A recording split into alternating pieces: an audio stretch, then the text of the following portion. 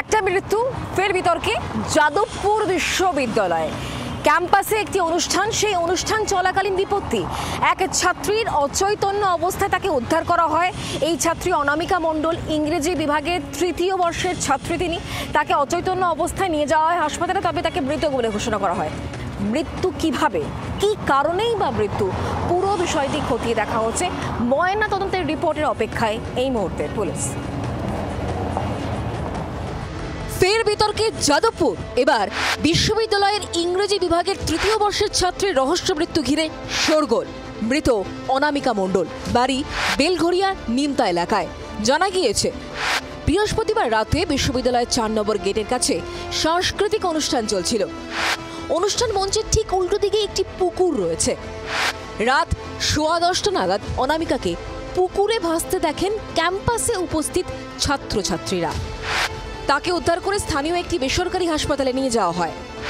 সেখানেই অনামিকাকে মৃত ঘোষণা করেন চিকিৎসক। আমাদের আরেকজন ওরই ব্যাচমেট একজন ছাত্রী ফোন করে বলে যে স্যার অনামিকা পড়ে গেছে, পড়ে গিয়ে ওকে হাসপাতালে ভর্তি করা হয়েছে, আপনি প্লিজ আসুন। 8:45 নাগাদ কেপিসিতে যাই। ইন দ্য মিন টাইম যখন কেপিসিতে আমি বেরোচ্ছি তখন আবার আমাকে মেয়েটি ফোন করে বলে যে sir she is no more. এই ঘটনাকে কেন্দ্র করে একাধিক প্রশ্ন উঠতে শুরু করেছে।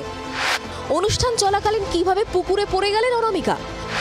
তার সঙ্গে আর কেউ কি ছিলেন? এক ছাত্রী জলে পড়ে যাওয়ার ঘটনা কেন দ্রুত রক্ষী বা অন্য কারো নজরে পড়ল না?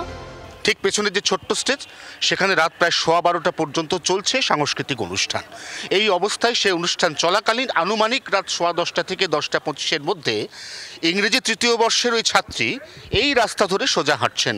তিনি চলে যাচ্ছেন শৌচালয়ের দিকে এবং এই জায়গা অতিক্রম করে তিনি চলে যাচ্ছেন ওইখানটা। এবং ঠিক তারপরে কি হলো তা বোঝার কোনো উপায় নেই, তার কারণ এখানে দুটো সিসিটিভি ক্যামেরা বসানো আছে।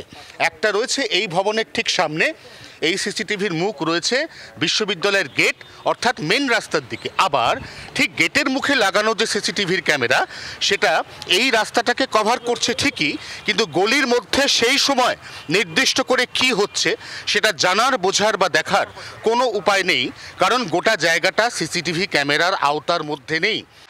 ছাত্রীর মৃত্যুতে বড়সড় প্রশ্নের মুখে বিশ্ববিদ্যালয় কর্তৃপক্ষ।